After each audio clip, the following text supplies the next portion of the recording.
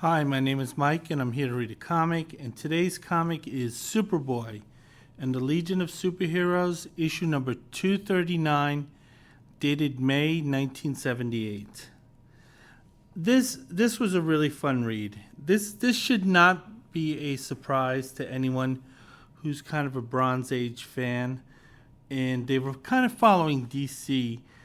Even somewhat moderately, because this was definitely one of the better stories, or best stories, one of their best stories of the 1970s, particularly the late 1970s. That's sort of when DC had kind of really dipped in terms of the quality. This issue is fairly well known for, I believe, one big reason. That's this is a Jim Starlin issue. Jim Starlin had become disillusioned with Marvel at the time.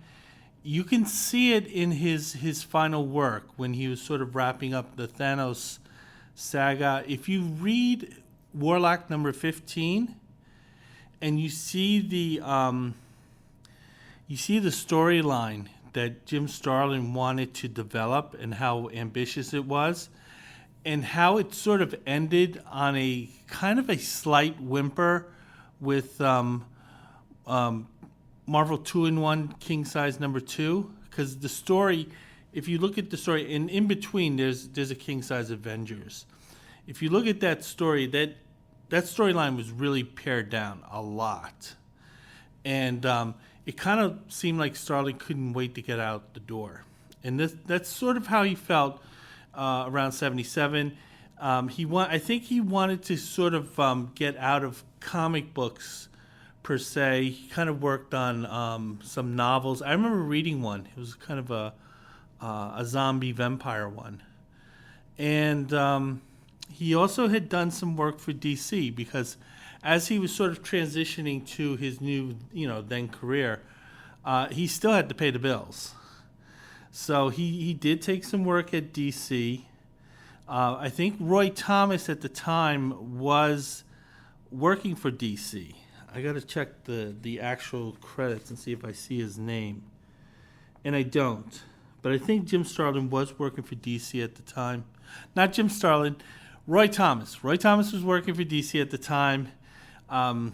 Starlin was very appreciative of Roy Thomas. Roy Thomas was Jim Starlin's hero at Marvel, because he might have left comics years earlier if it wasn't for Roy Thomas.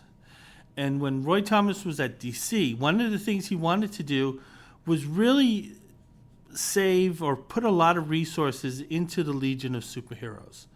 And this is a comic that Roy Thomas specifically wanted to help out a lot. So one of the things he did was that he got his really talented friends.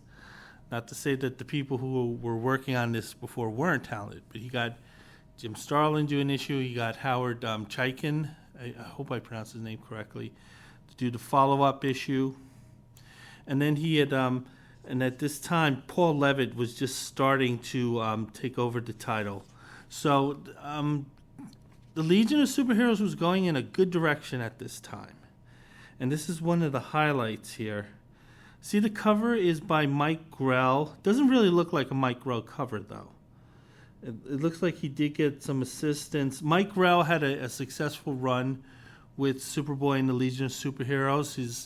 His run with the title was very fondly remembered, along with Dave Cockrum and a few other artists. But Mike Grell had moved on, I think, to Warlord and a few other titles.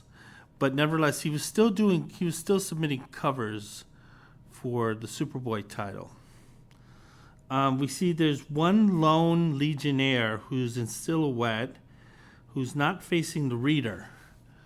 And this one member of the Legion is being bum-rushed by the rest of the members of the Legion of Superheroes, including Superboy, who, remember, Superboy ghosts this future, because Superman doesn't exist. But Superboy's kind of hanging around there. It must have been very weird for the I guess the population in general. his teammates don't seem to mind. And Superboy actually doesn't seem to mind because this is really the one time where Kal-El gets to be Kal-El. You know, sometimes he's Clark Kent, sometimes he's Superboy in the past, but when he's in this 30th century universe, he is Kal-El. So he's kind of a bit more relaxed. So I think he kind of enjoys this, Superboy. So I'm going to get into the story. Now the first thing I'm going to look at is this ad. It's a sneaker ad for AAU shoes. I've never heard of this. I've never heard of them. I think during my childhood, it was basically you had Adidas. I don't think Nike was around. You had Adidas and you had Skips. And that was and Converse. You had Adidas, Converse, or Skips. Those are the only three sneakers that were available. And you did not want to be the kid who had the Skips. And we see here it's kind of played out to be this kind of superhero saga. We see the antagonist here. It's the sinister soul. Not the soul that you have inside you. No, that's the soul you walk on. And apparently there's some dying kid here. But nevertheless, this evil villain, like Nike, we'll say this is future Nike. He's taking away some type of serum that could save the kid, a potion.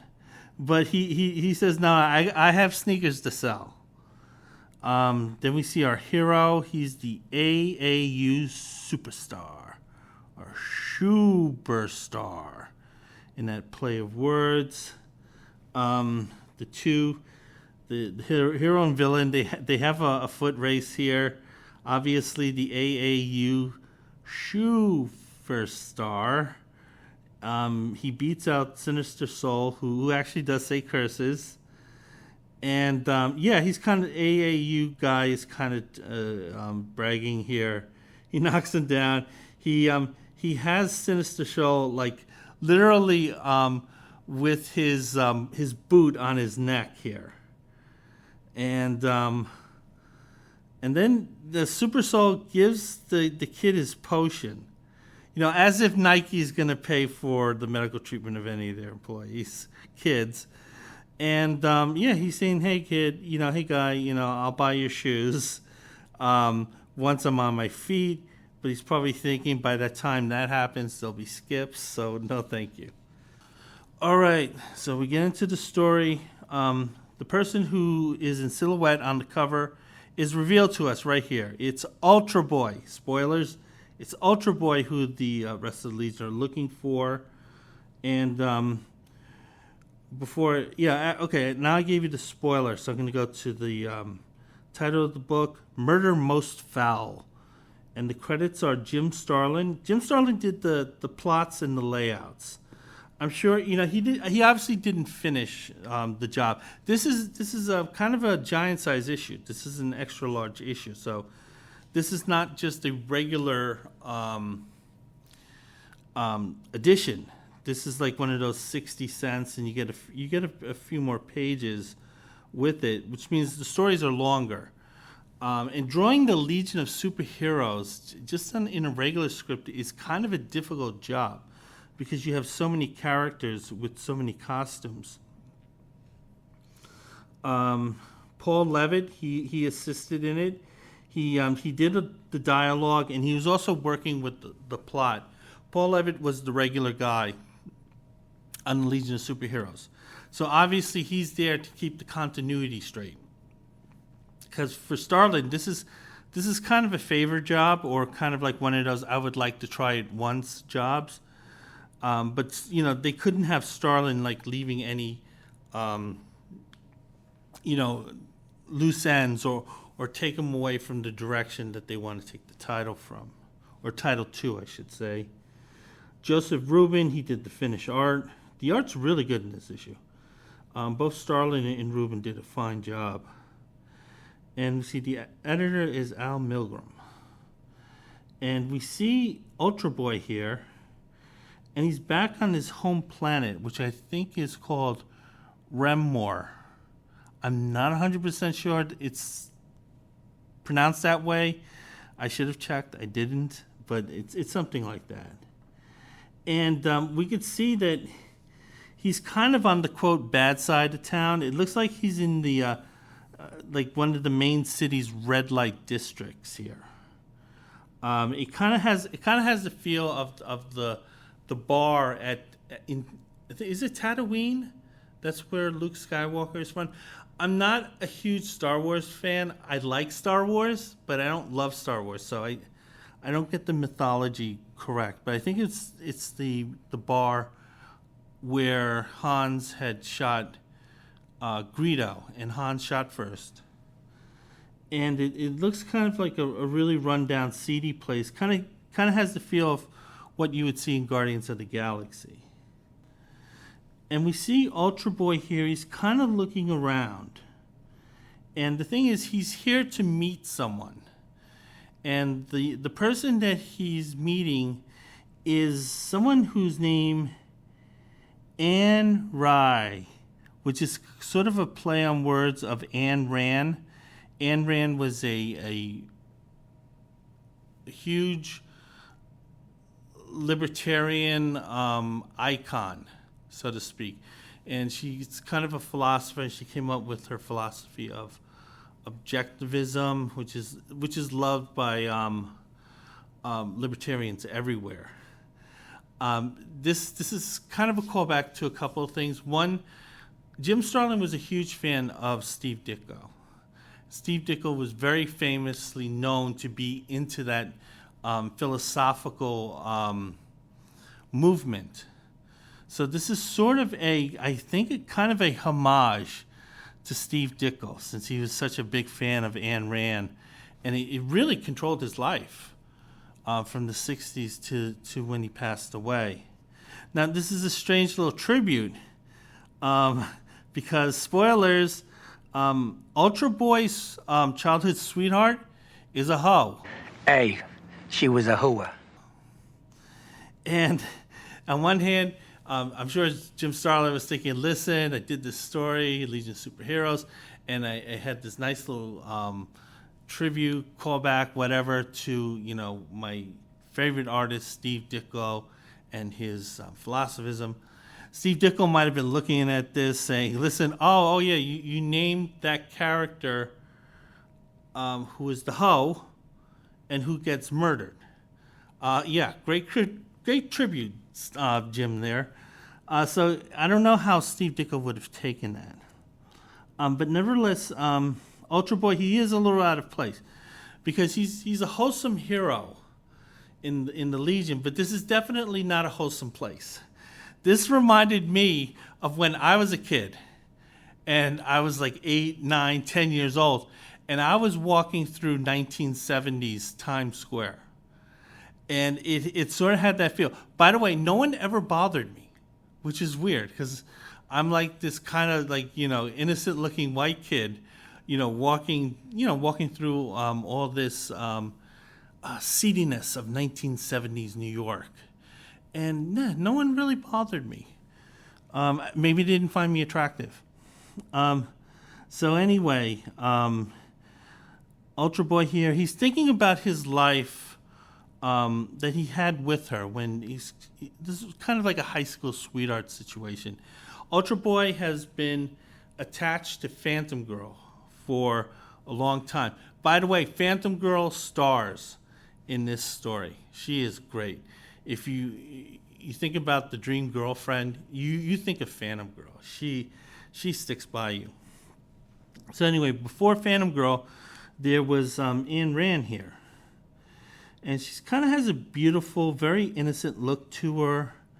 Kind of say maybe a very, very young Goldie Hawn. Not as goofy looking. Goldie can be a little goofy at times. But nevertheless, this is his memories of her.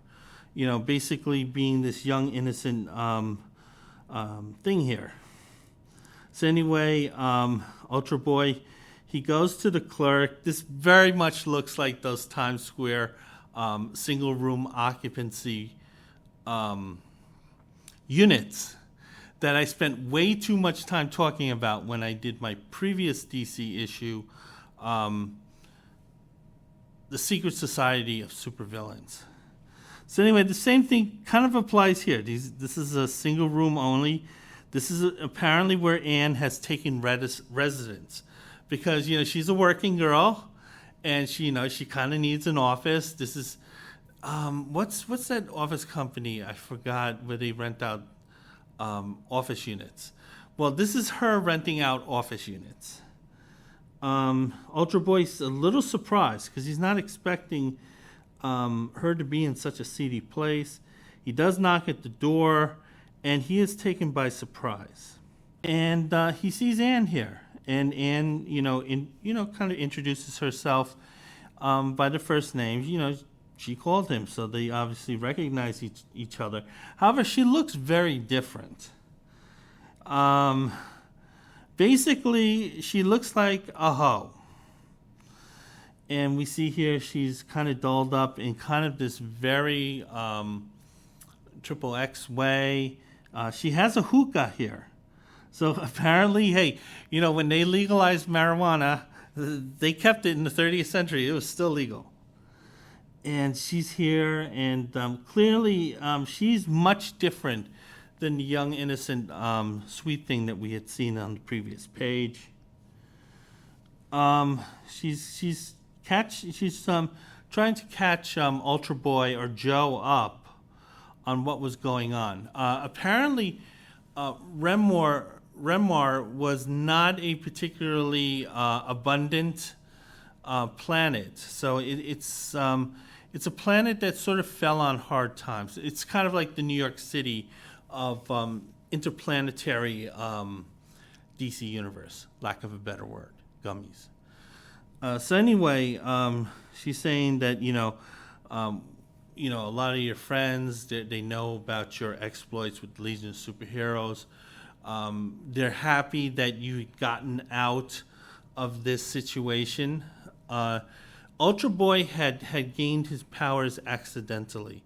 He was traveling through space, as you do, and he encountered a space dragon, as you do, and he was being chased by it, but eventually the dragon caught him.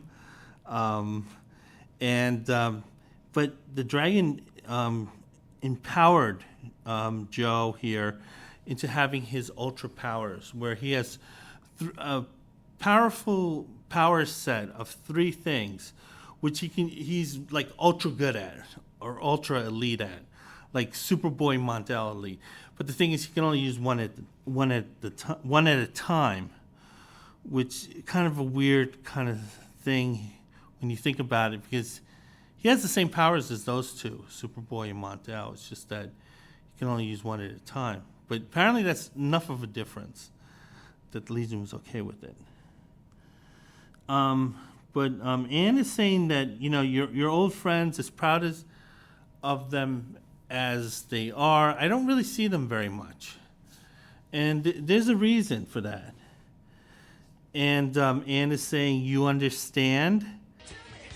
Understand. Ultra Boy, ever the wholesome hero, he's not catching on. He's clearly not catching on, even though it should be obvious what's happening. Now, what we see here is a gun that is being aimed at a particular figure, and we kind of figure it's Ultra Boy here. So, but Anne is going on, kind of acting as a distraction, explaining what exactly was going on, saying that the economy is really bad here. There are really no opportunities, even off-world for us. It's not working out. So the thing is that unless you make a dishonest credit, there's really no credits to make here. And she took this path of kind of clearly being a sex worker as a way of just trying to get ahead in a world that's set against her. Okay. Hoes got to eat too, right? Right, you're right. That's right. Hoes got to eat. I hate. And she's explaining that, listen, I had to sell out who I was. And that person who you knew, I had to compromise all those principles to become who I am now. And we could see also in kind of a smaller frame here, as she's talking, we see a masked figure that's staring ahead. And then she lays the trap down to Ultra Boy by saying, listen, you know, I kind of have to sell things. Sometimes I sell my body, sometimes I sell my charms, and this time I have to sell you. And he's a little confused by this. But then the masked man fires. And we see Ultra Boy is hit with a powerful blast. Now, the thing is, Ultra Boy does have a power where it would negate that blast. But the thing is, he has to be consciously aware of the danger and what power to use. So he had no defense against this. He was completely sidelined at this point, and he's blasted, and he's knocked unconscious.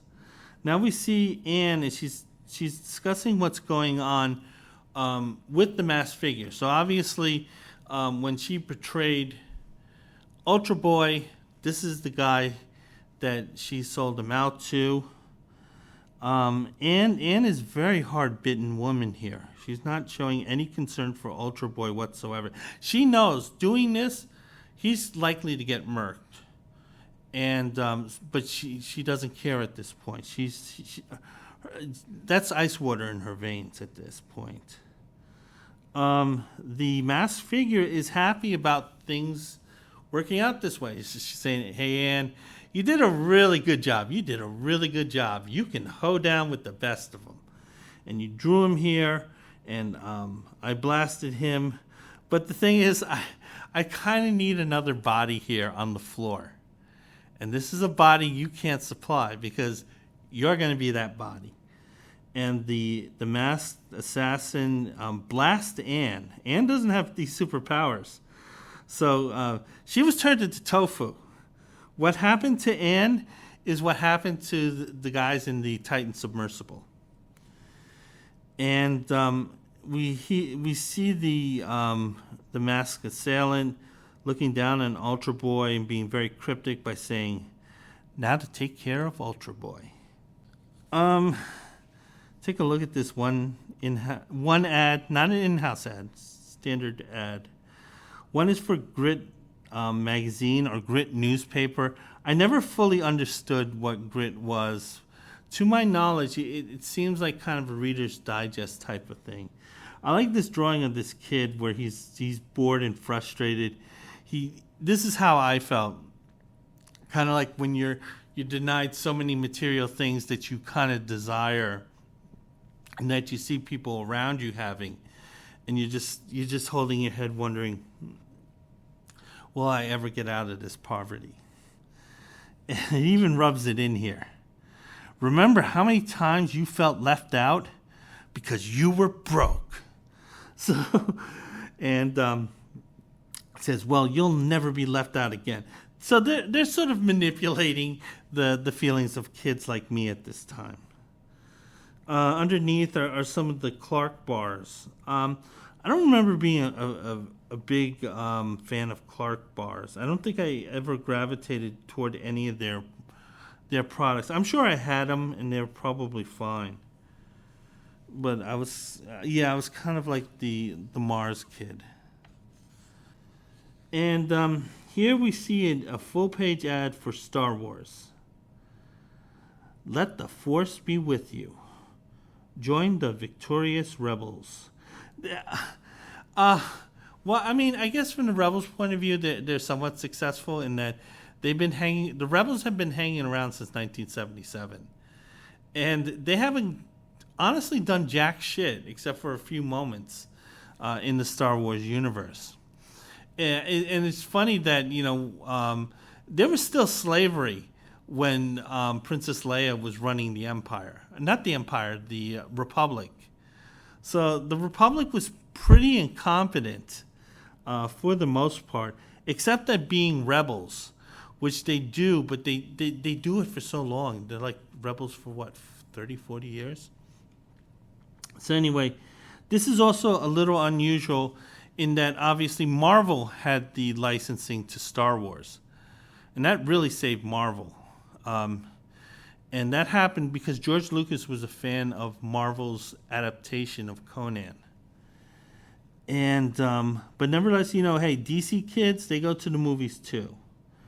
And you get a bunch of stuff here that's Star Wars related. Again, I like Star Wars. I didn't love Star Wars. This would not have interested me. So I'm going to move on. Get back to the story. And we see that Ultra Boy has woken up from being unconscious by that blast earlier. He finds himself in a starship here, kind of like a small personal cruiser here. This would probably be like, the starship equivalent of an SUV. And he's on this planet that he doesn't recognize. He knows he's not on Remmar because he doesn't recognize the color of the sky. So this is a completely different sky to him. So he's been taken to this place. Now the thing is that this demonstrates how scary space travel is, and how maybe some forms of media, like movies or comic books, they're way too casual with it. Because Ultra Boy is really nervous here, because he's in this spaceship that he doesn't know. He doesn't know the control panels. There might be some general concepts or functions, but nevertheless, he doesn't really know where he is. He doesn't know what took him here. And he's thinking, I might be stuck here forever because I don't know where the hell I am. Ultra Boy is also noticing that his flight ring is gone. Now, this is going to be a problem for him because when he's flying, he can't use his other powers.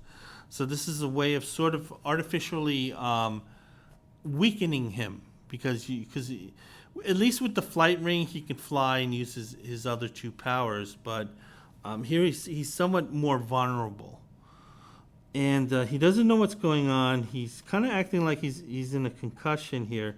He's trying to clear his head, trying to figure out what exactly happened in that hotel room.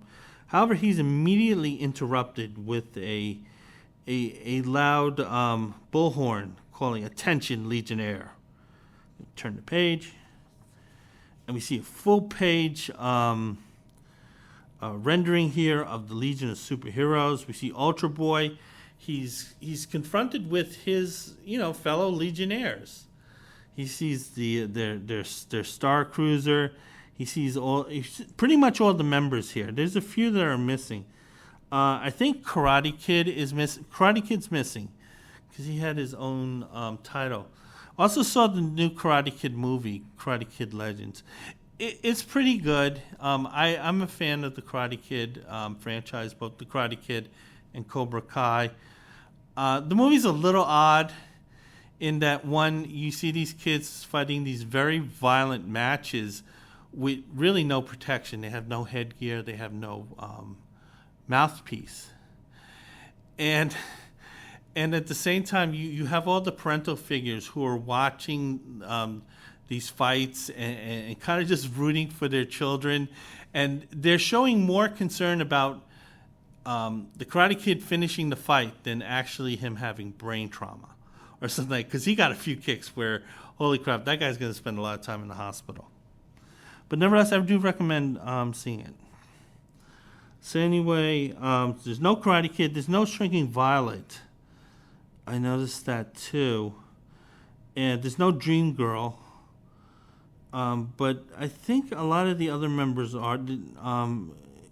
Matter Eater Lad was exiled.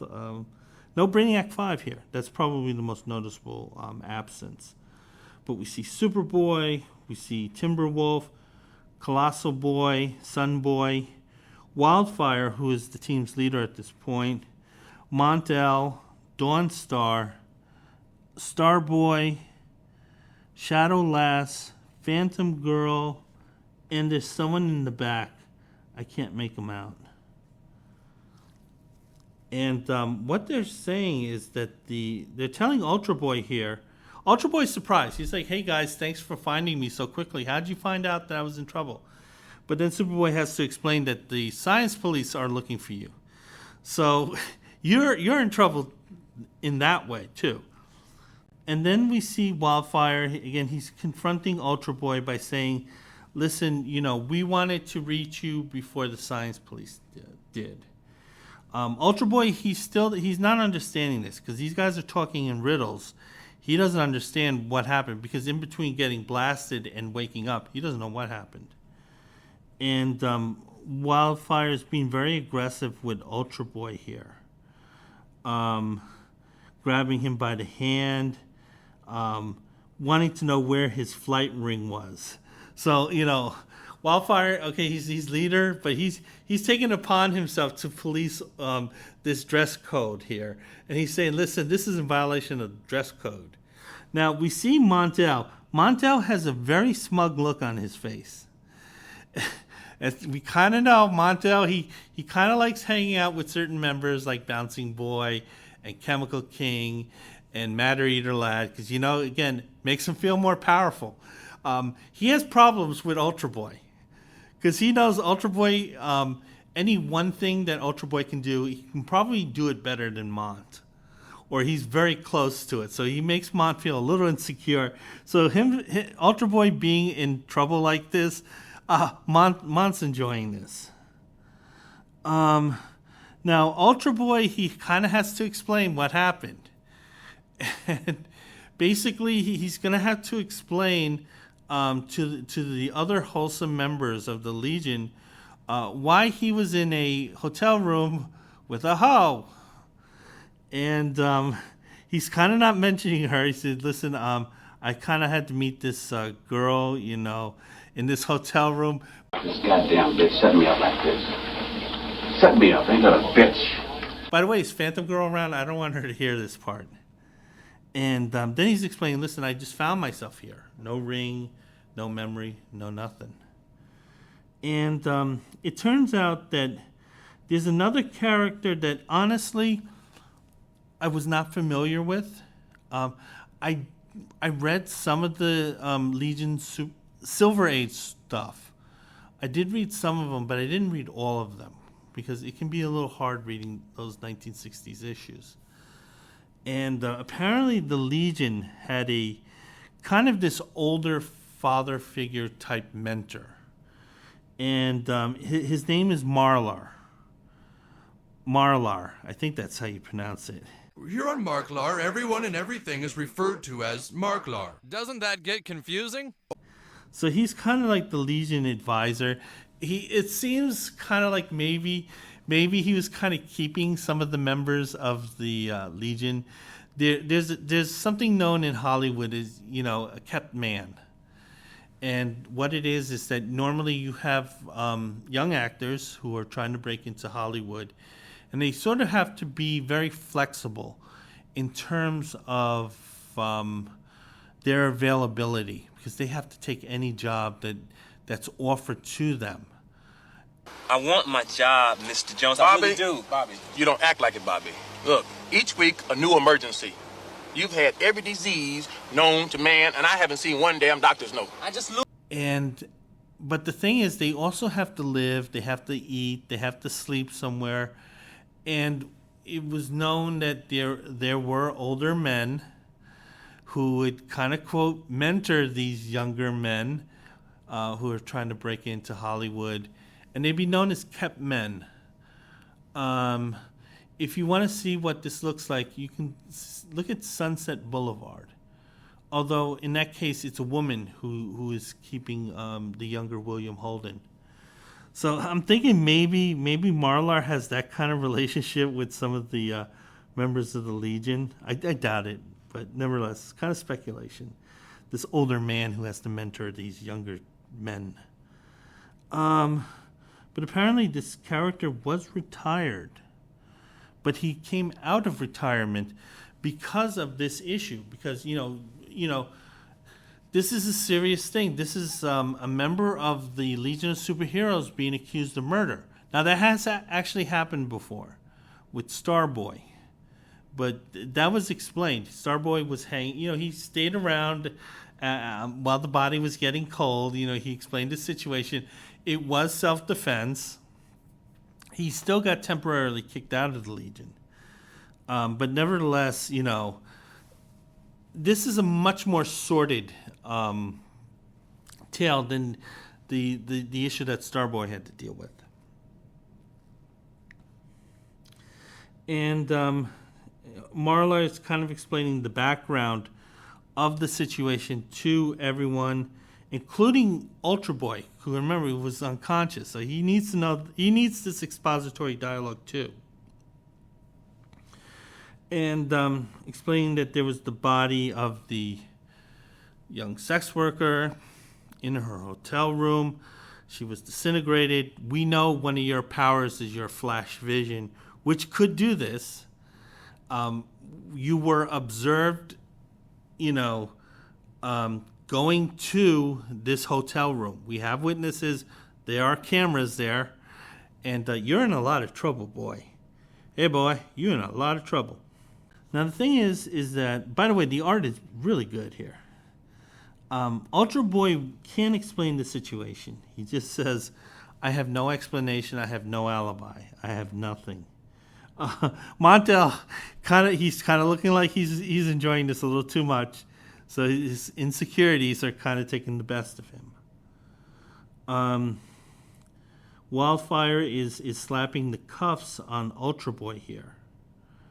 Explaining that listen, the Legionnaires, you guys may operate as an independent unit, but not really. You're under the authority of the Science Police. And the Science Police, they're the ones who give the orders, and you guys have to follow that. This is why, they want teenagers doing this, because, maybe some of these older guys, they're not going to like being bossed around by the Science Police. Wildfire feels really bad about this, because this is a friend. And, but nevertheless, he's holding firm that, we are going to bring you in. Then we see Phantom Girl. She finally shows up. She doesn't have to hear that embarrassing backstory of her, the ex-girlfriend in this sleazy hotel room. She's going to kind of pretend that she didn't hear this part. She does want to speak to Ultra Boy, though, because obviously these two have been together since, I think, the beginning of their introduction to the Legion. Phantom Girl being a terrific girlfriend here. She believes him. She knows this guy wouldn't be doing that. And that they have a lot of enemies, and it's not beyond the imagination that, he was set up here. But never Ultra Boy realizes that the stack is stacked against him. And that, listen, you may not agree with what the rest of our teammates are doing, but they have to think of the organization as a whole. And sometimes that means that they have to go through hoops they may not want to go through. And these two definitely don't want to go through those hoops.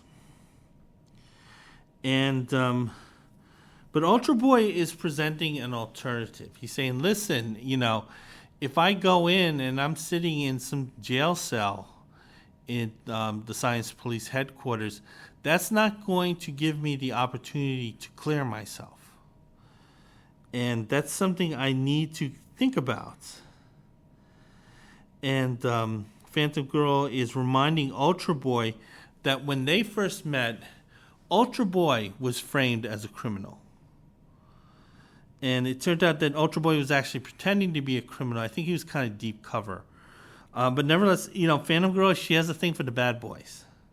Because she's like, criminal? You're a criminal? Oh yeah. Oh, you, Ultra Boy, you look so good there. But nevertheless, this is way back in Adventure Comics 316. Ultra Boy saying, listen, I'm being framed. And there's only one way out. And I need you to stand back, Tanya. And we have a Hostess Twinkie ad. And it has Wonder Woman. Wonder Woman, who was very hot property at the time. because remember she had the Linda Carter TV show was on. And we'll see what's going on in this ad. Normally, not much is going on. We see Wonder Woman, she's exercising, and one of the things she's found out is that when she's trying to outrace trains, that provides her with a kind of a neat little exercise that she can take advantage of. But apparently what's going on, as this is going on, there are some kids who look to be way too close to these tracks. Because I remember some of these freight trains. I would be on the platform, and some of the freight trains would go through the tracks along the platform. And the speed and power of those things are just amazing and scary as fuck. So these kids are way too close to these tracks. But it turns out they're kind of, I don't know what they're doing. It looks like they're picking stuff up, maybe pet rocks or something. Anyway, the kids see Wonder Woman. They don't see the danger of the landslide. So first of all, you have the freight train that's going to flatten these dumbass kids, and then you have the rocks that are going to land on top of them. However, these kids are oblivious to the danger. All they see is Wonder Woman. They want to be with Wonder Woman. Wonder Woman has some Hostess Twinkies for them, so that's enough to get the kids out of this particular dangerous area. The kids are completely oblivious to what Wonder Woman's doing. Now, the rock slide obviously came down, but the thing is, it came down on the tracks. It came down on the tracks because these kids were way too close to them. So she has to stop the freight train. These little shits here, they're just in their own little world. One of the kids goes, "Thanks for saving us, Wonder Woman. And for the great tasting Twinkie snack cakes." They probably cared more about the snack cakes than they did about their lives. And yeah, Wonder Woman saves the day by bribing kids. Give them their sugar fix. Take a look at an in-house ad. It's for Showcase comic books. Showcase was kind of like, I guess it was similar to like Marvel Premiere. Although Showcase was around a lot longer. A lot of sort of one and dones. I think a lot of pilots, comic books, they kind of had an idea that maybe these might be popular enough to have their own script, their own run. And this is sort of the tryout. I don't know if I'd read it or not.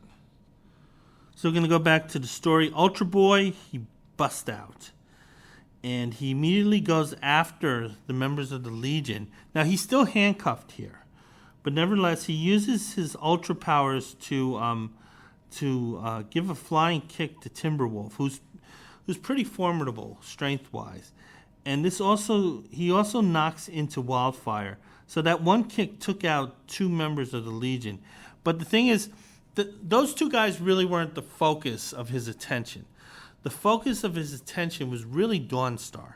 Dawnstar was the key Legionnaire that he had to get out of commission. Because the thing is, Dawnstar's powers are her ability to track anyone throughout the galaxy. Which obviously is a problem if you're a fugitive and you need to run away from these guys. Because she's going to be right on your tail. You're not going to get any rest. So the thing is, he kind of does the Spock thing with the nerve pinch. And he gives Dawnstar a nerve pinch here that looks like it knocks her out. Phantom Girl didn't know Ultra Boy was going to do this.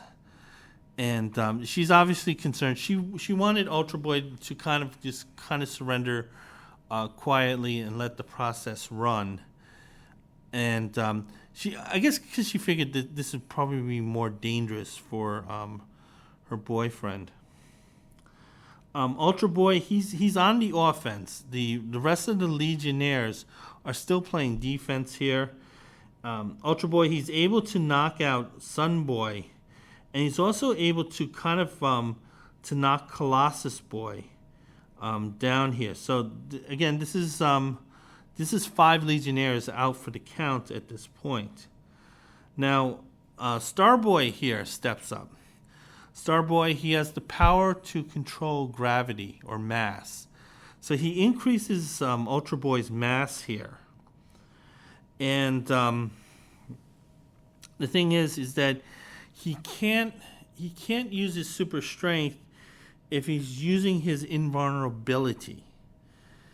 I guess the thinking is that Starboy is he's increasing Ultra Boy's mass to the point where he's sort of on the Titan submersible just before it imploded. So he has all that pressure, all that water pressure on him, and the thing is he can't use his super strength because that would leave him susceptible to being turned into tofu. So Ultra Boy's kind of in a spot here. So Starboy's just kind of lording over Ultra Boy, kind of bragging about how great his power is. Even though did anyone ever want to be Starboy? He kind of has the cool costume, but he kind of has the power. And nevertheless, he is holding Ultra Boy on the ground here. However, Ultra Boy grabs a rock, and he's able to fling it at Starboy. And this breaks Starboy's concentration because the rock hits him square in the jaw here. Yeah, when he gets back and Dream Girl sees that bruise, she's not going to be happy about it. But nevertheless, this allowed Ultra Boy the opportunity to fly out and to kind of escape. But the thing is, the 2 most powerful members of this group were ready and waiting. That's Superboy and Montel, and they're going to fly off to take care of Ultra Boy. So they're saying that, listen, hey, this guy's good, but we're better than him. I kind of wish I had Matter Eater Lad. I'd feel a little more powerful, but nevertheless, that's what Mont's saying, and they're gonna go after Ultra Boy, him and Superboy. So we see that Ultra Boy, the small head start that he had is diminishing greatly at this point because these are 2 more powerful versions of him, and they're gonna catch up. So at this point, Ultra Boy, he only has his maneuverability to sort of help him out here. And it turns out that that's all he needs. And Ultra Boy, he figures out a way of outsmarting his 2 more powerful opponents, and they end up smashing into each other. So this is why Montel doesn't like Ultra Boy here. This weaker person made him look bad, and he's probably saying, "Listen, where the hell is Bouncing Boy to make me feel good?" You're gonna look at this in-house ad. This in-house ad is fabulous. This is for their Treasury editions. DC's calling them tabloids, and they're asking, "Did you miss any of them?" And we see the Superman versus Muhammad Ali. Then we see the Superboy and Legion of Superheroes Treasury. This is all new material. I've been looking for kind of a cheap version of this because I so want to talk about this. We have the Best of DC here. This is reprints of Neil Adams and Bernie Wrightson and some of the stuff they did at DC. These were easy sells because really anything by Neil Adams, almost anything by Bernie Wrightson was really desirable by collectors. And this is sort of, they reprint these issues that would be tough for the kids to buy in comic conventions because you have to spend like $5 to $10, if not more, to get these in comic conventions. We see a Batman Treasury. This is a reprint of, is it Raja Ghul? Yeah, this is Raja Ghul. These are mostly Neil Adams issues. Again, this is a good story arc. Superman versus Wonder Woman. Obviously, you had the Superman movie, and you had the Wonder Woman TV show. So of course they were looking at sales. And then there's Rudolph the Red-Nosed Reindeer. Yeah, I had no interest in that. But nevertheless, yeah, you can mail order these. It would take up to 4 to 6 weeks to get. Again, the Treasury editions, it's just to get the kids to spend more money on the newsstand. I'm going to go back to the story. And it looks like all the other members of the Legionnaires are out of commission except for Phantom Girl and Shadowlass. These were the only two that were kind of spared. Ultra Boy. I don't want to say his wrath, but yeah, his wrath. He's explained the situation to the girls. He says, "Listen, I'm going to take the cruiser. My needs come ahead of whatever reasons that you guys may need, but don't worry. You guys have Superboy. You have Montel here. They'll figure out how to get you guys home." And Ultra Boy saying, "Listen, I need to kind of clear myself, which means I'm going to investigate what happened and see if I can find who's really responsible for framing me." Ultra Boy, he wishes his girlfriend the best, and then he takes off. Phantom Girl is supportive of him. She didn't want things to get this way, but they got this way. But she's standing by her guy. She knows, hey, this guy has a bad costume, but everything else is good about him. And yeah, he takes off in their kind of Star Trek space cruiser. Because when the Legionnaire space cruiser was created, Star Trek was the aesthetic, not Star Wars. Then we see the two young ladies. They're together. They're watching Ultra Boy fly off at the cruiser. Phantom Girl is asking Shadowlass why she made no attempt to stop Ultra Boy, as the other members did. Shadowlass has a couple of really good reasons. One, she felt that a shadow's not going to stop that guy. And the second reason, and it's much more personal, is that in Adventure Comics number 365, her homeworld, the Shadow World, I don't know what it's called, had turned on her. So she can understand what Ultra Boy is going through. And she says, I'm not going to be that person. Because she's like, hey, listen, when my home planet turned against me, I wanted someone to be in my corner. And I'm not going to deny someone else that when they're in that situation. I'm going to turn the page.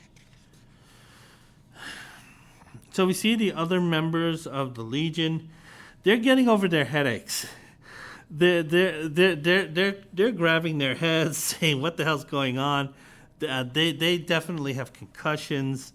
Montel, he's kind of putting on the extras, whereas the other members have just their one hand on their head, massaging themselves. Montel, again, he's kind of being a little high-handed here.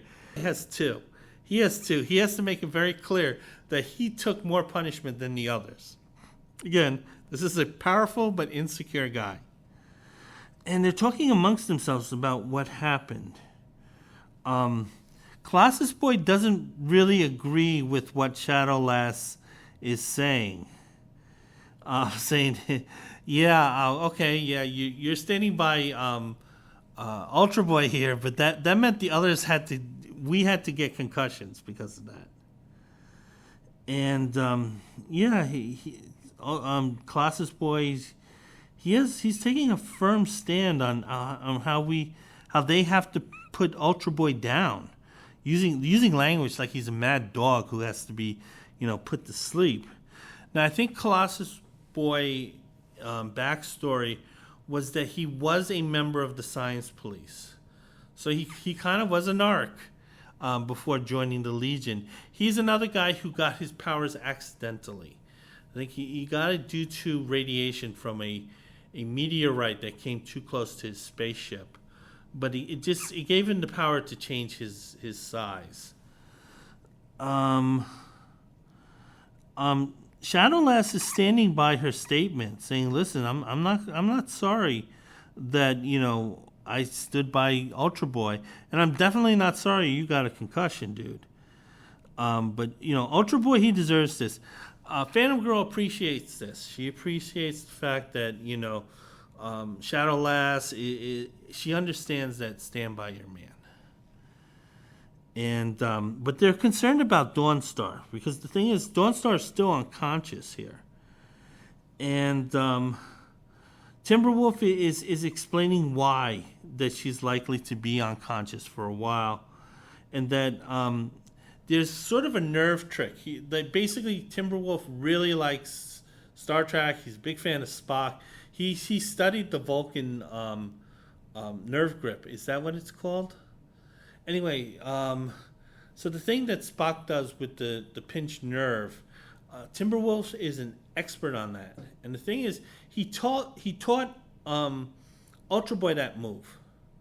Now, sometimes members of the Legionnaires, they don't necessarily share knowledge with the entire team. There's a couple of issues where I recall where that happened, where one Legionnaire found something, a neat technique, and only shared it with one or two members and not the others. So this is a case. I think Timberwolf had shown Ultra Boy the Vulcan nerve pinch, didn't show it to the others. And that's what Ultra Boy used to knock out Dawnstar. So that's Ultra Boy is saying, that is why I know Dawnstar will be out of commission for a long time. Dawnstar's powers, they have about a 24-hour window. After about 24 hours, whatever Dawnstar naturally tracks tends to deprecate, can't pronounce that word, and the trail's gone. So Dawnstar is going to be conveniently out for the next 24 hours. Timberwolf's very proud of himself that he taught Ultra Boy this move, which the other members had no defense against. Sunboy's like, "Thanks, dude." Wildfire's kind of ticked off at Timberwolf too. This became kind of a running occurrence where Timberwolf, where his intelligence was somewhat questioned by the other members, and he would kind of like unintentionally tick off the other members of the Legion. Now the thing is, they had to figure out how to get off this moon. Oh, by the way, the planet that they're on is actually a moon, and it's one of the moons of Remmar. So that's the home planet, and they figured out that's exactly where Ultra Boy probably will go, because if he's going to clear himself of this crime, he would have to at least start there. However, the group is fighting amongst themselves about how to get off and where to go. Montel, again, he's kind of being a little high-handed here. He doesn't like the idea of using that small star cruiser that Ultra Boy originally came on in this planet. Phantom Girl is looking at this in a positive light, saying that the more they argue amongst themselves, the further away that Joe, Ultra Boy, will be. Next, we go back to Ultra Boy. And he blows up the Legion's cruiser. And he didn't really have to do this. Because obviously the Legionnaires, they know that Ultra Boy is going to go back to Remmar. Now, Ultra Boy, he's a little concerned about their financial benefactor, because the Legionnaires, they're privately funded. They don't get government assistance. They don't get government money. They exist because of the kindness of this 30th century billionaire, billionaire. But Ultra Boy isn't concerned about it because he knows this guy has the money to buy another cruiser, saying, "Listen, we need something more upgraded. we know that this guy's kind of a cheapskate at times, and that he's not going to upgrade a vehicle that we currently have. But if we blow it up, he'll have to buy a new one. And right now, Ultra Boy realizes how difficult his situation is, because he's saying, "Listen, our rich benefactor has billions of credits, but me, I only have one credit, and that credit is this planet Rimmar, and I gotta figure out exactly how I was framed for this murder." So anyway, one of the things that he's pointing to, and is that there was a time where the entire Legion was outlawed throughout the galaxy, and because of this experience, the Legion learned that they needed to sometimes operate underground and away from the public eye. I remember the first Superboy and Legion of Superheroes Treasury dealt with the storyline where they had to go underground because their then most powerful foe, the magician Mordru, I don't know, he had gotten free, so they had to stay away from him, and they had to go underground. And this experience has sort of led the Legion of Superheroes to kind of create these cubby holes where if they have to kind of hide their identities, they can do so. So one of the costumes here that Ultra Boy is wearing is that of an undertaker, which he finds a great deal of humor in, because, hey, the bells are tolling for him at this point. And he's taking kind of like he's laughing about the situation, because he can only cry at this point. So, he's playing the role of the Undertaker, and he's just waiting for his own funeral.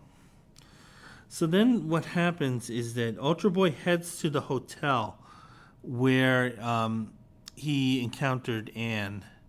Now the thing is that the hotel is being investigated because it's still a crime scene. Also, they know that Ultra Boy is going to want to examine what's going on in the hotel. So they're sort of prepared. Ultra Boy is aware of this. So he's very leery about taking a closer look. He can use his flash vision, which is sort of a stronger version of what Superboy has with his X-ray vision. But he kind of has to stay away from the hotel, or at least he has to keep his distance physically. Anyway, Ultra Boy, he has no answers at this point. So he's gonna have to spend a little bit of time in Remmar, trying to figure out exactly what was going on.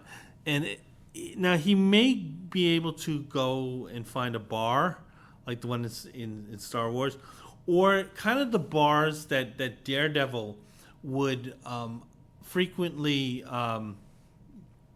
enter during the Frank Miller's run, where there was always some criminal who knew what another criminal was doing and would sort of act as an informant.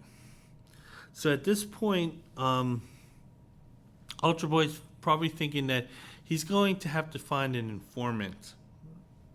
And he honestly doesn't really know how to do that. But he knows that there is a safe house. So the Legion did set up a safe house. Obviously, this would be in their memory banks, or computer banks, I should say. But the thing is that because this might not be foremost on the members of the Legionnaires' minds, they might not be aware of it. It might be something that they sort of have forgotten about at this point, and that's what Ultra Boy is counting on, and that does happen. So Ultra Boy is in the safe house at this point. It's a small apartment here, and where he can think and kind of decompress and figure out exactly what's going on. He has to wear this Star Wars type of hood, so he does look like a character out of Star Wars here, but it's driving him nuts here. He's like, "Hey, that's a Marvel property. I don't want to be trapped in that, and I need to take it off because also it's kind of hot here." As mentioned, Remmar's kind of a dumpy planet here. It's definitely something out of Guardians of the Galaxy here. However, Ultra Boy, he's admitting the situation is getting to him psychologically. The Undertaker thing just underscored that this is really getting to his head here, and that he really doesn't know what to do or where to start in what he has to do. But the thing is, he's immediately interrupted by something that's going on in the apartment. And it turns out that the couch that Ultra Boy was sitting on is actually Chameleon Boy. I think a few times I call him Chameleon Kid. I kind of think Chameleon Kid's a better name, but he's Chameleon Boy. And he surprises Ultra Boy here with his appearance. However, Chameleon Boy, he immediately calms Ultra Boy down, saying, "Listen, dude, seriously, you can kick my ass. There's nothing I could change to that you couldn't kick that ass. But nevertheless, I'm not here to have my ass kicked. I'm here to help you. And I just, kind of need some information."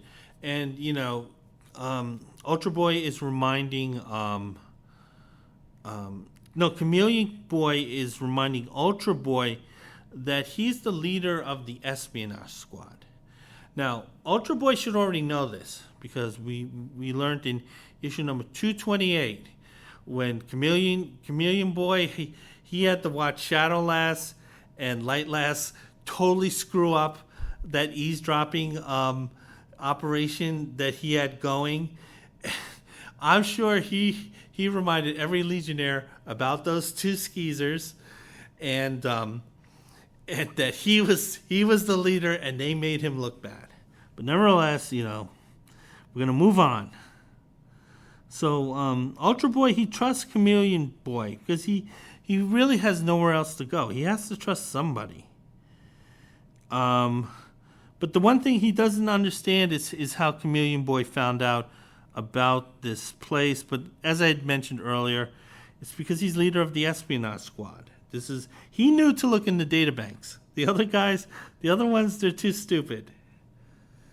And so Chameleon Boy, they're talking.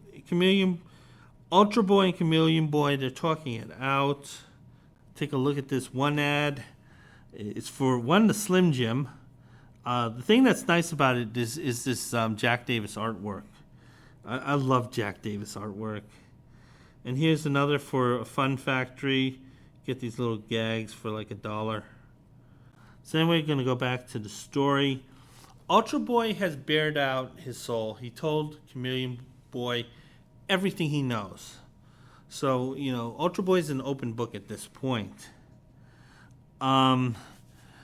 Chameleon Boy, he's a bit cynical. He even says here, "I don't believe in anything, friend, ever. It's a nasty habit." So because of his position as leader of the espionage squad, Chameleon Boy, he tends to be a little cynical. He doesn't buy into the official line or the official story. Now Chameleon Boy is telling Ultra Boy what he knows.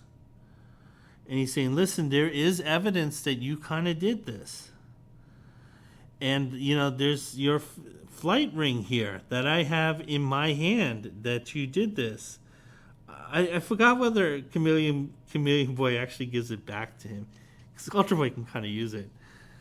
But Chameleon Boy is also pointing out that Ultra Boy did run away, so he did make himself look guilty. Ultra Boy, he's kind of having a moment of crisis. He's having this coming to Jesus moment, because he's a wholesome guy, and he wants to believe. He wants to believe that everything that he's been spoon fed about how the universe works does work that way.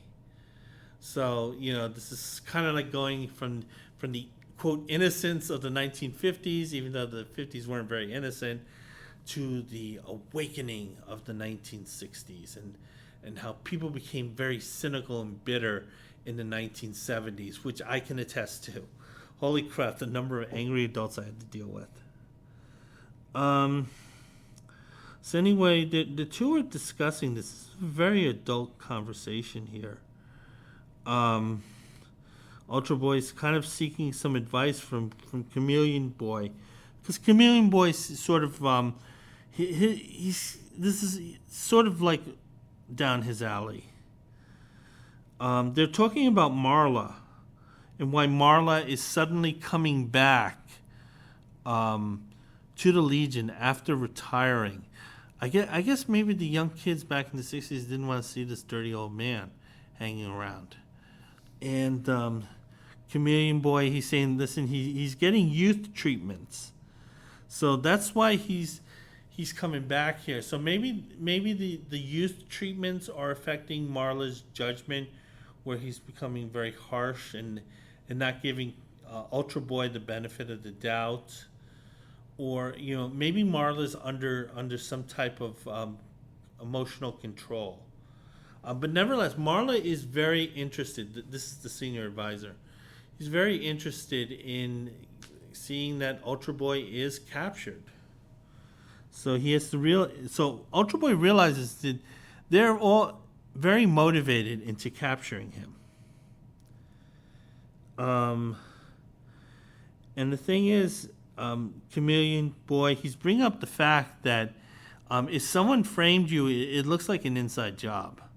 And that's what's kind of bothering Chameleon Boy, that this might have been done by a Legionnaire. Now, the two teammates are kind of like brainstorming at this point. Chameleon Boy, he's thinking that his hypothesis that it could have been someone on the inside, it could have been a Legionnaire who set up Ultra Boy, is sort of this intriguing thought. He's kind of giving the Spock look of fascinating. And then Ultra Boy's like saying, listen, okay, what can we do with this stuff? And Chameleon Boy is saying that, there's no we here. Anyway, it's sort of like that scene in Breaking Bad where Walter is asking Mike, what are they doing to further our interests? Mike answers back, we don't want them furthering our interest. So it sort of has that little feel there. So what's happening is Chameleon Boy, he's going to investigate his hypothesis, and he's suggesting to Ultra Boy that he stay a fugitive as long as possible. Wanted, male German Shepherd, black and tan, answers to the name of Joe. And Chameleon Boy saying, listen, we'll catch up once you're caught, because one, you damn well are not going to, escape the Legionnaires for that long. And two, you're kind of a dumbass kid. So Ultra Boy is kind of just left, kind of holding his schlong there as Chameleon Boy leaves.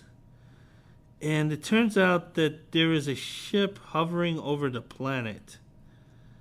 Some type of docking bay. You can turn the page.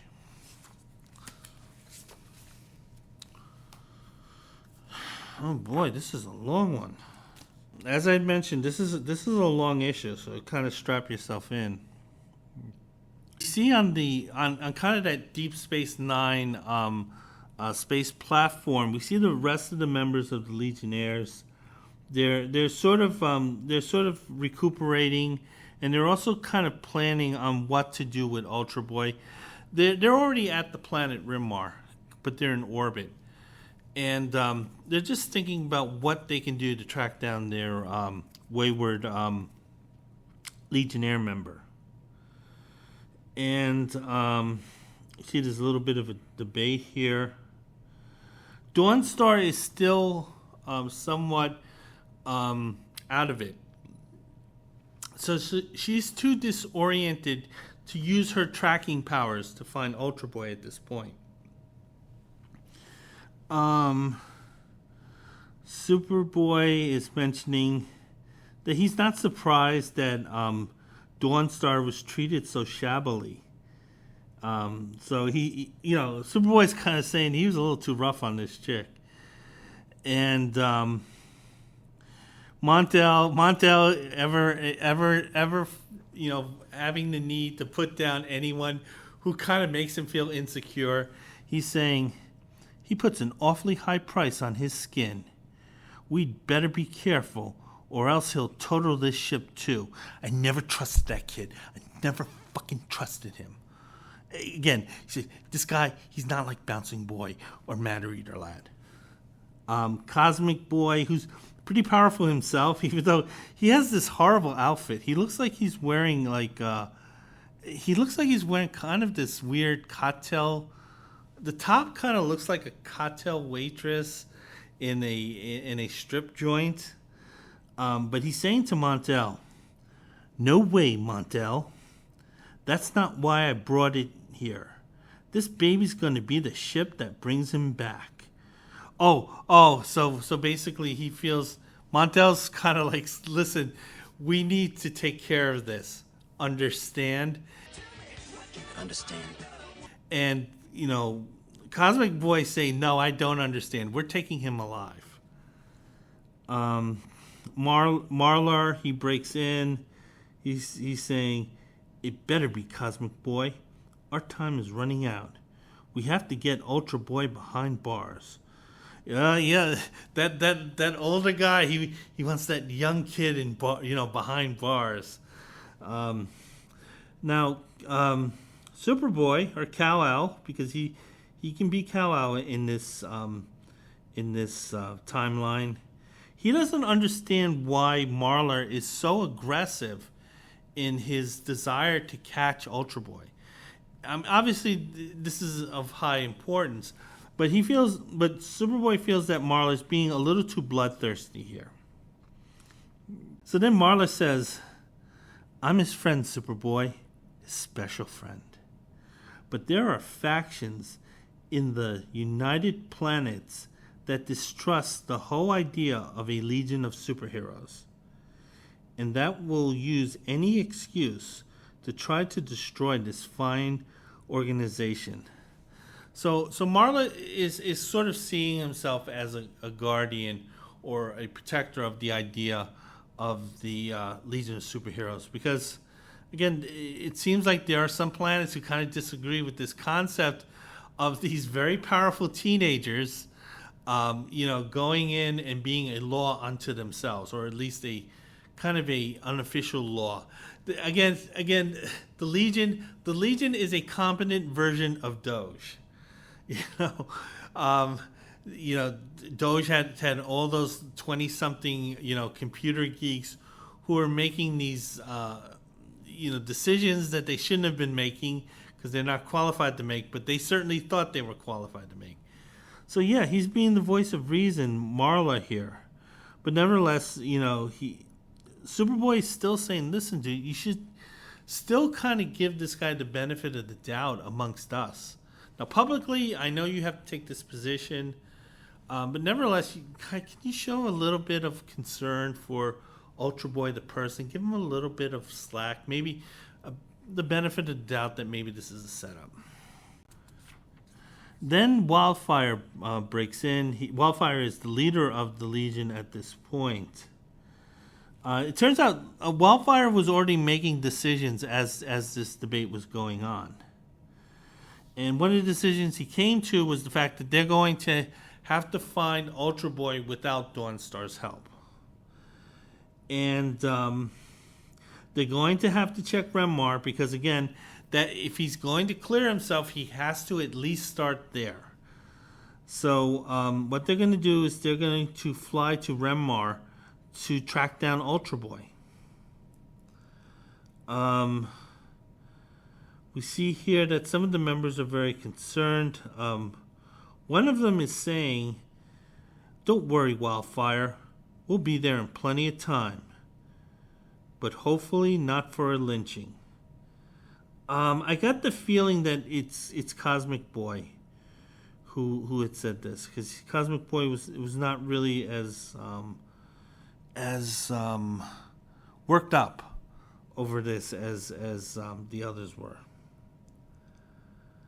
Meanwhile, Chameleon Boy is also on the ship, but he's not with the others on the deck. He's sort of in one of the computer rooms here, going over some of the evidence and also looking into members of the Legion of Superheroes, saying who amongst them could be the traitor. Now, one of the things that Chameleon Boy is doing is that he's looking at the retinal patterns of the members of the Legion. I'm not sure what he's checking against, but nevertheless, I guess they take regular pictures of themselves to confirm their identity, and they sort of use eyes or fingerprint technology, which we have today, but it still survived in the 30th century. Chameleon Boy, he has an idea on who this might be, and he doesn't want to think about it because it's really bothering him. But nevertheless, he's not outwardly accusing this member. He's just he's starting to get a bit of a some question marks about this one particular member, but he doesn't have enough evidence to accuse him of it as yet. So he's kind of lingering here, and that would be Chameleon Boy. Chameleon Boy, he's still kind of thinking about things, and he thinks about Brainiac 5, but he also notes that Brainiac 5 has kind of a screwed up file already, because Brainiac 5, the brownies, the gummies, I mean, because Brainiac 5 is using the computers a lot, that tends to affect his file. I guess because Brainiac 5 is constantly taking photo IDs of himself, or his face is constantly scanned because of the amount of computer access and work that he does. And Chameleon Boy had kind of noticed that his file tends to be a little wonky anyway, simply because he's on the system so much. But nevertheless, he's thinking that's a guy who could tamper with this stuff. And he's also thinking about Cosmic Boy, because Cosmic Boy has the powers of magnetism. And apparently Cosmic Boy was sort of playing with the idea that he could use his magnetism to sort of read computer signals. So he kind of be sort of this kind of decipherer with the computer using his powers of magnetism. Chameleon Boy, he doesn't really think much of the computers at this point. AI is disappointing him. Now that's something to think about. 30th century AI, they have problems with it, because he's using the old thing. It's an old acronym, GIGO. That's garbage in, garbage out. That's something I learned. I remember in the 80s in school they taught us that. So Chameleon Boy, he's really going to use instinct here. So he's going to go the Columbo route rather than saying scientific evidence or forensic evidence. He's going to use his gut and to figure out what had happened. And the Legionnaire that he feels that all this evidence is pointing to is one that's, quote, "The most dangerous Legionnaire of all is behind this, and I have to prove it without getting myself killed in the process." So yeah, they're laying out the stakes here. So yeah, this is a very adult story for the Legion of Superheroes at the time. You can see why so many fans think of this issue fondly. So anyway, we go back to where the rest of the members of the Legionnaire are discussing the issue. Basically, Wildfire wants Superboy and Montel to scan the entire planet using their bare eyes.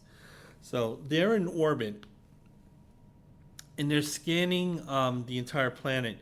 They're basically looking for areas where there's either lead or there's some type of dampening field or shielding that shouldn't be there. So, for example, if they scanned into a university and they encountered lead or some type of inertia field, they would say, okay, it's understandable it would be there.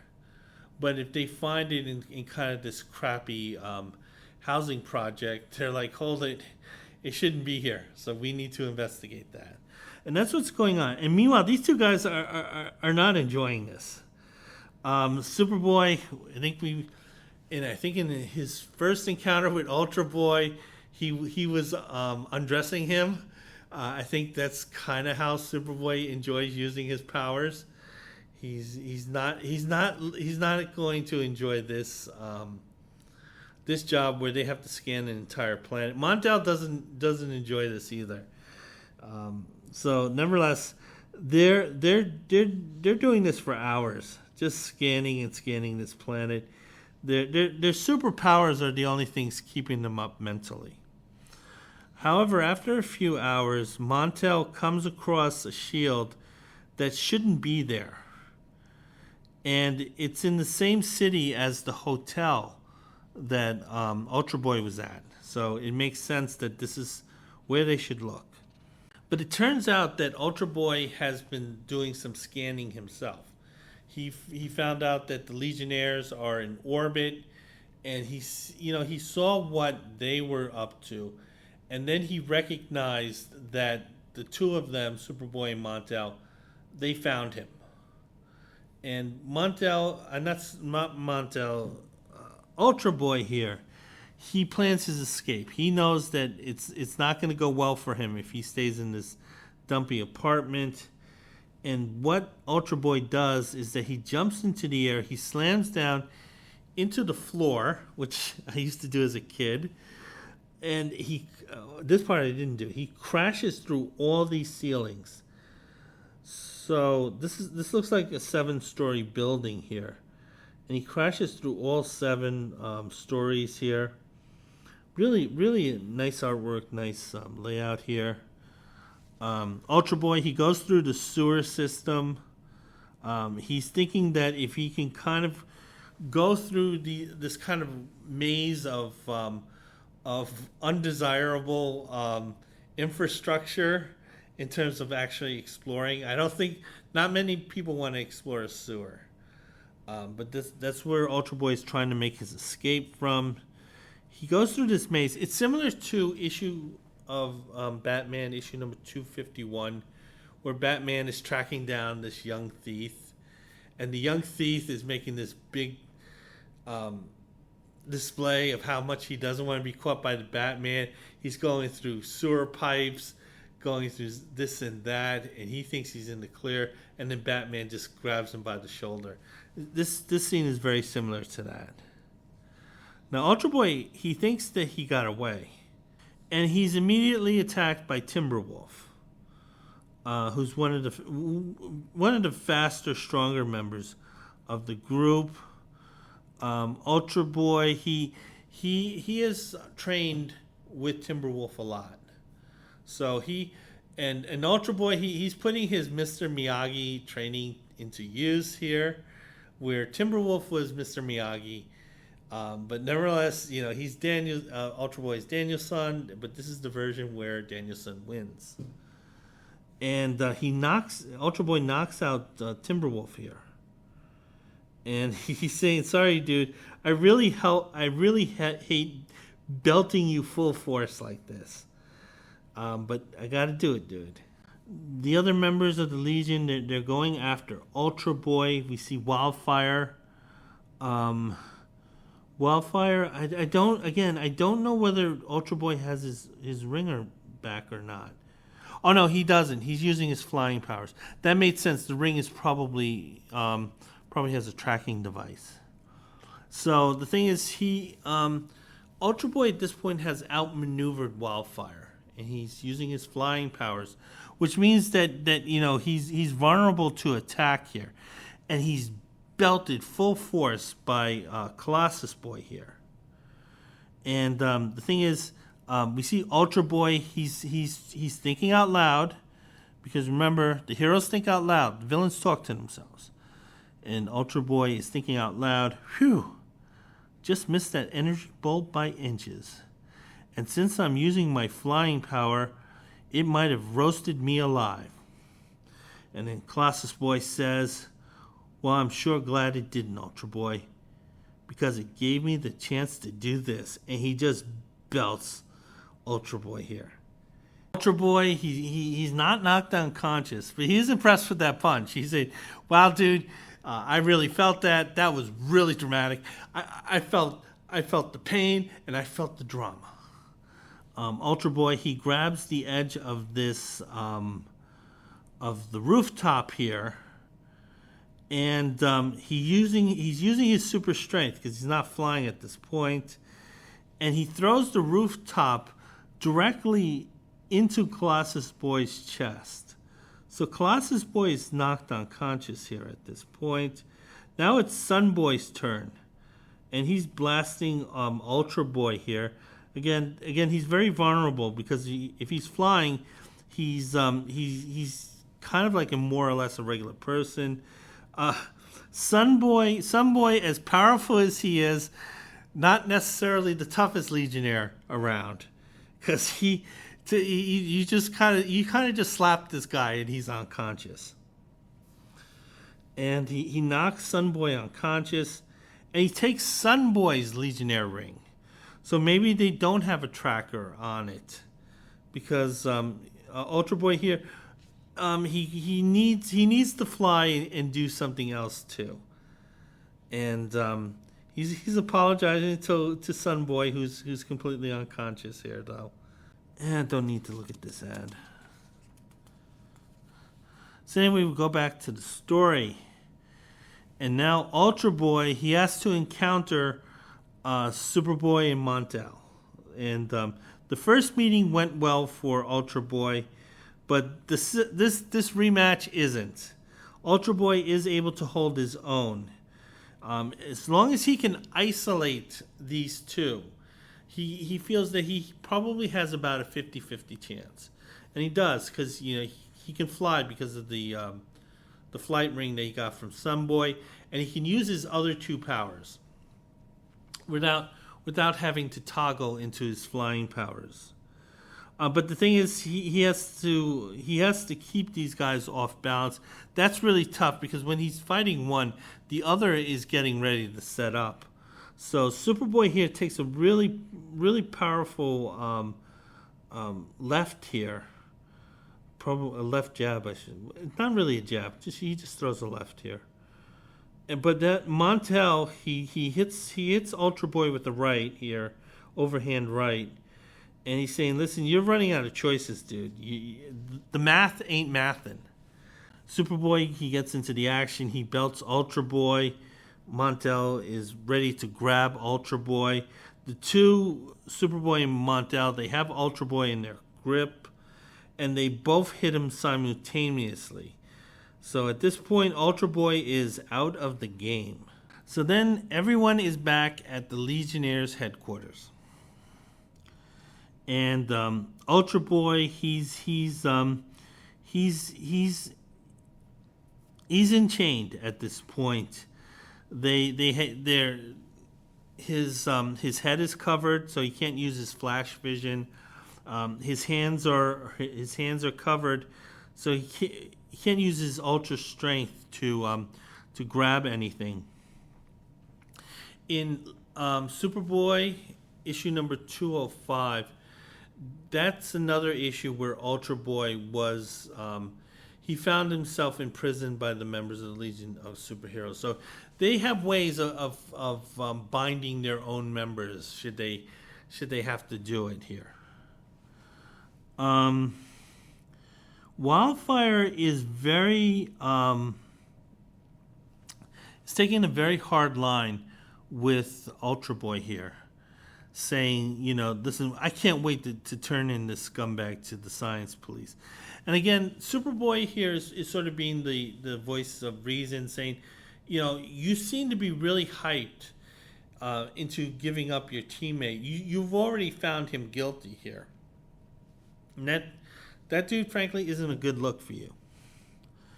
And Phantom Girl agrees with Superboy, saying that they really shouldn't be trying to pass judgment here. They have to do this because they were ordered by the science police. Yeah, it looks bad for him, but nevertheless, we shouldn't be rooting or already finding this our teammate guilty of this. Marla is making the case that the evidence is overwhelming and we really have to turn this guy over. We're past the point of benefit of the doubt with this guy. This guy is guilty. And Timberwolf is,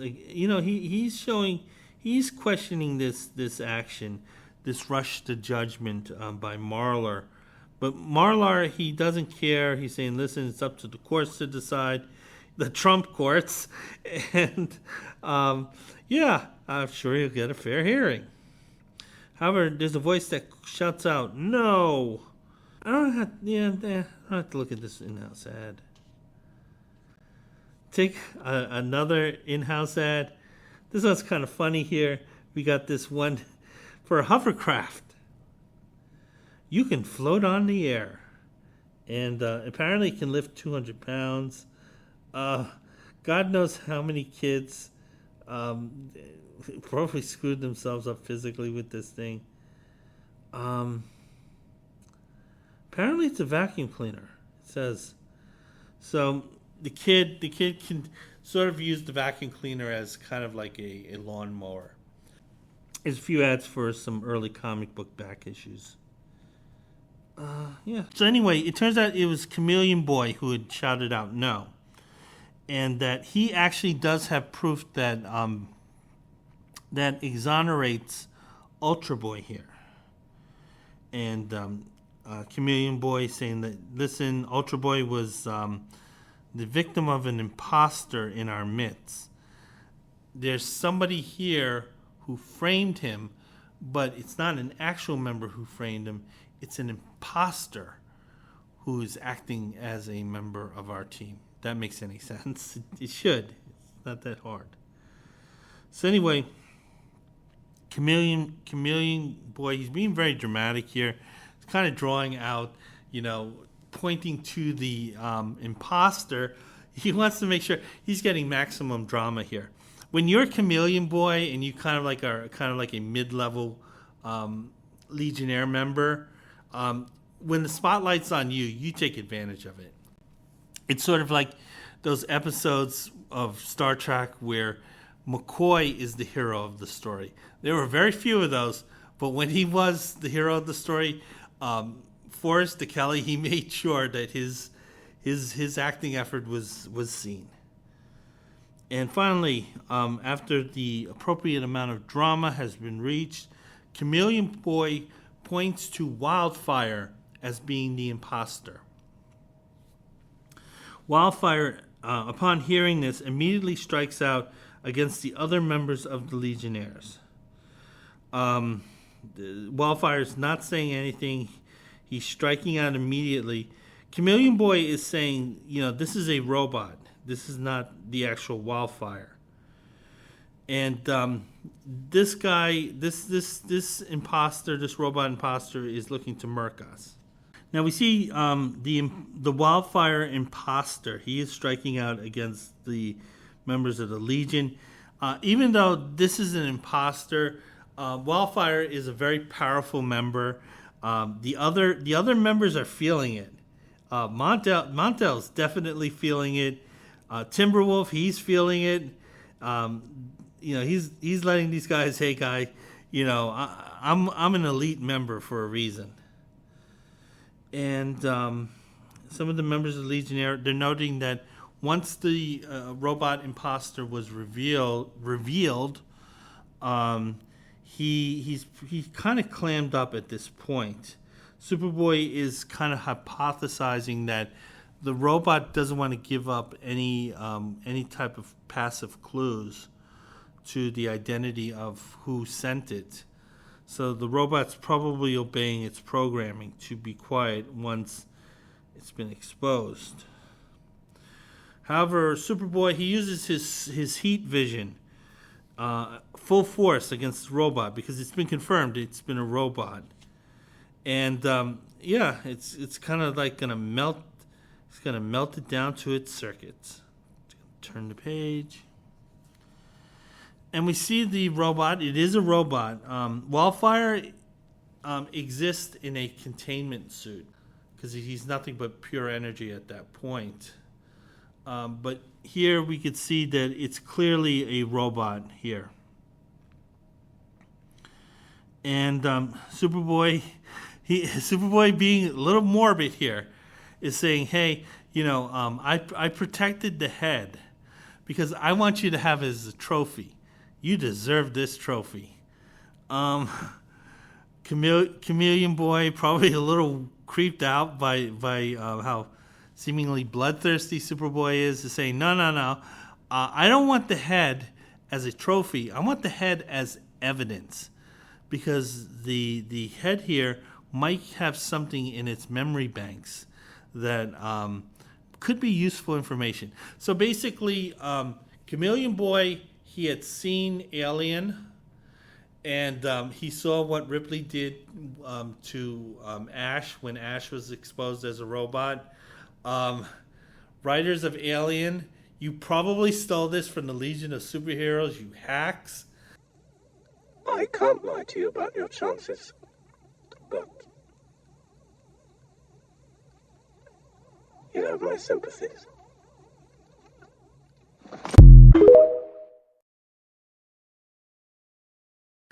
And Chameleon Boy's gonna plug in the head and kind of hope that he can find something in it. Then we see the other members are kind of asking Chameleon Boy how was he able to figure out that it was Wildfire, or this imposter of Wildfire, and it goes back to the retinal checks, because again, Chameleon Boy, he was looking at the retinal checks of the members of the Legionnaire. I guess whenever they have to use the computers, they have to undergo this kind of facial recognition scan, and because Wildfire doesn't have any retinals, it made sense that the robot would be Wildfire, because that would be the easiest to kind of integrate into the group. A little bit of a leap of faith there, but nevertheless, it was a good hypothesis. So, again, these guys did a good job with this story. Nevertheless, Chameleon Boy, he does remind the other members that, this machine was involved in a killing. That, a young hoe lost her life, because of this. Now, we see in the next panel, we see an image of Phantom Girl who looks like that she got kicked in the balls. And I'm thinking that, hey, they reminded her that, her boyfriend was in the hotel room with the sex worker. So that's what it looks like. Phantom Girl's kind of going through a couple of things here. And it turned out that when Chameleon Boy had his suspicions, he didn't base it just on what he hypothesized. He did what a good investigator does. He tried to confirm his hypothesis, and he actually did it with Superboy. He told Superboy his hypothesis, and he wanted Superboy to use his super hearing to sort of detect any mechanical noises coming from Wildfire. And apparently Superboy did detect some of these mechanical noises, which, kind of led Chameleon Boy to believe that his hypothesis was correct, that this was a robot. Chameleon Boy kind of being little lackadaisical with this evidence because he's just simply tossing the head into Marla's hands, saying, hey, you could show this to the science police now that this is our member being framed. You wanted Ultra Boy's head, instead you got Wildfire's head, and shame on you. But nevertheless, it does leave that open question as to who framed Ultra Boy at this point. And even Chameleon Boy, he kind of doesn't have an idea of who had done this. He does, but he doesn't want to say it at first. And it turns out to be later, spoilers, Brainiac 5.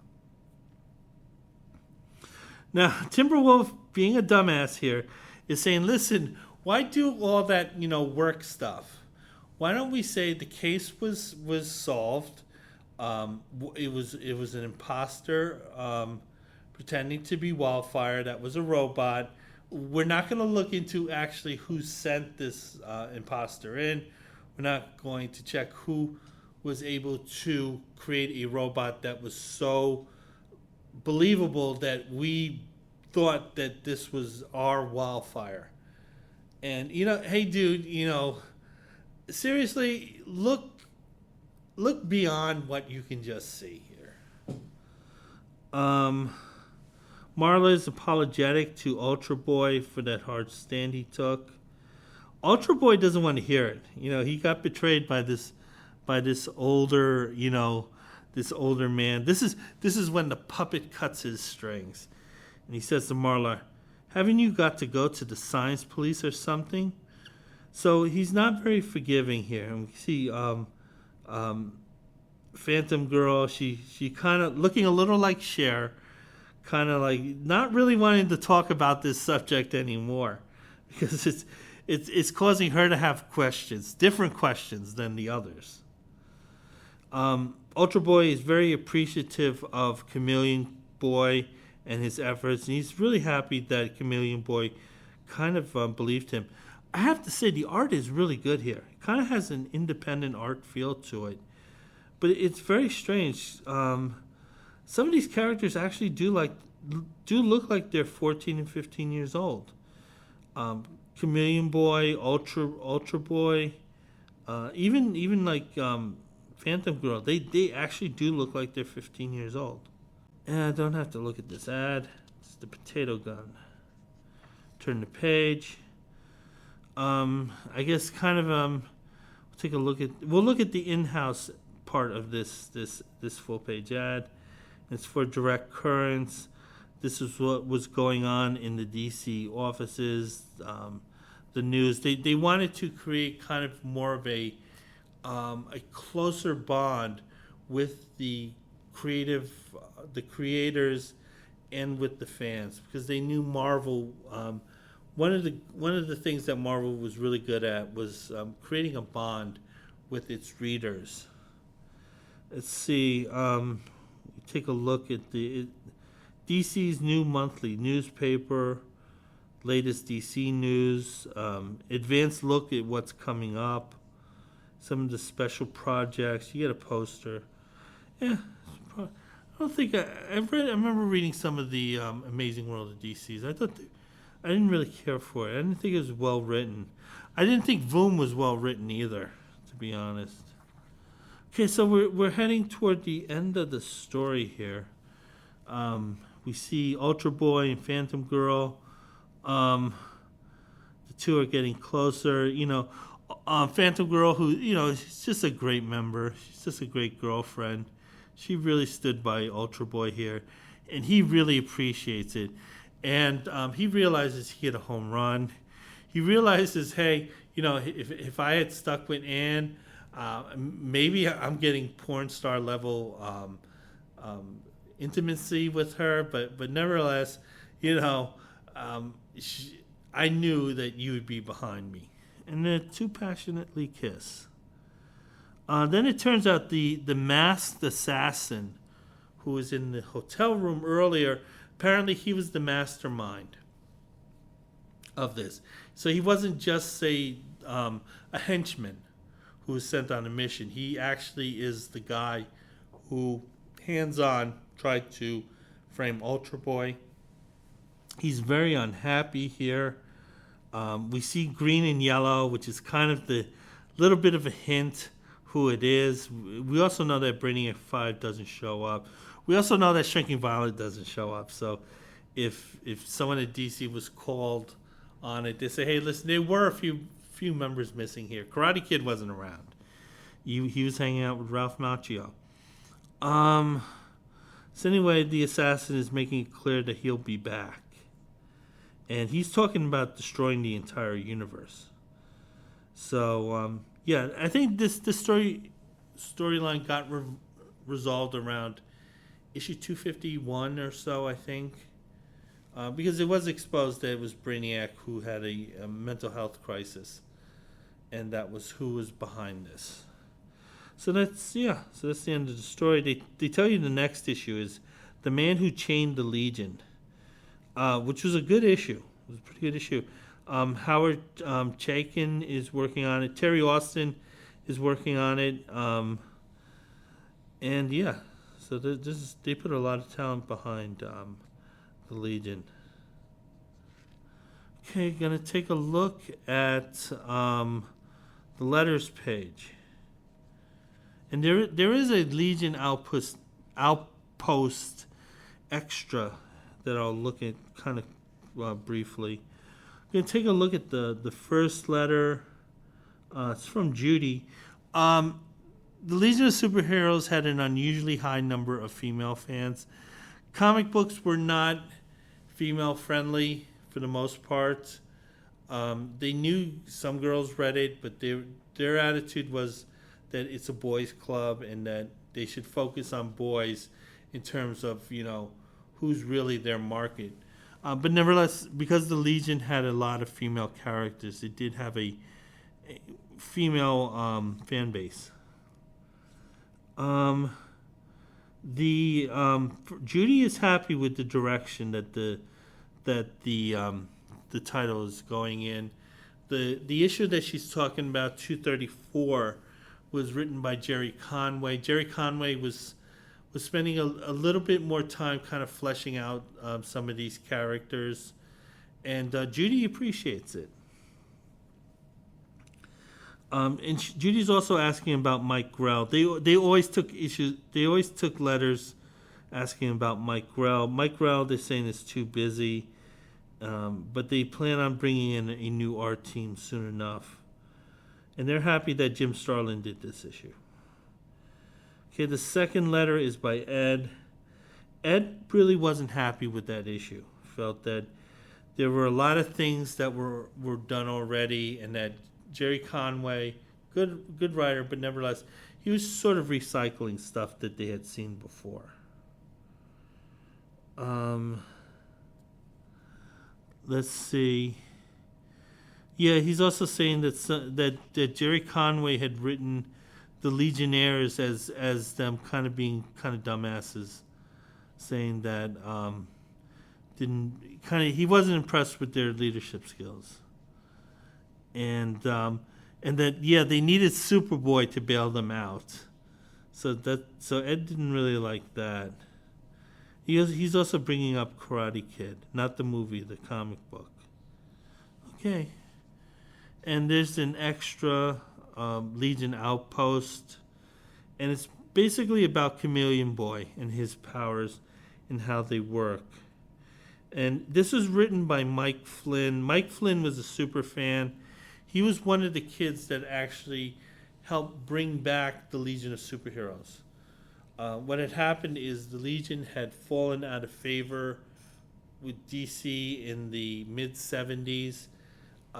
There were some readers who did miss the Legion, and one of them had written in to Superboy saying that, listen, if you like the Legion and you have fond memories of them, you can join this fan club I created. There's no social media at this time, so it was sort of a letters campaign.